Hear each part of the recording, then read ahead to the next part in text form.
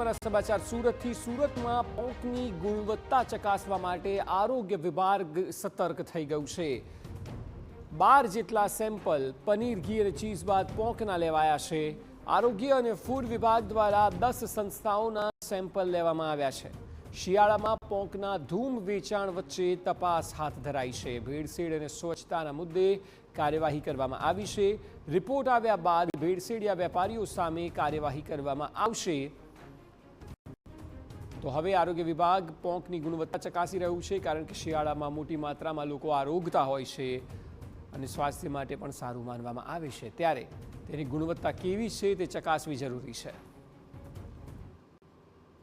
હાલમાં શિયાળાના દિવસોમાં પોંકથી બનાવેલ પોંકની વાનગીઓ, જે પોંકવાળા સેવ વગેરેનું ઉત્પાદન થતું અને સૌથી વધુ વેચાણ થતું હોય તેઓની સૂચના અન્વયે સુરત મહાનગરપાલિકામાં જુદા જુદા ઝોનો, જેવા કે Rander zone, Athwa zone, central ઝોનમાં પોંકવાળા સેવનું ઉત્પાદન કરતી સંસ્થાઓની તપાસ કરી નમૂનાઓ લઈ પૃથ્થકરણ પબ્લિક હેલ્થ લેબોરેટરી પછી મોકલવા અંગેની કામગીરી કરવામાં આવી છે।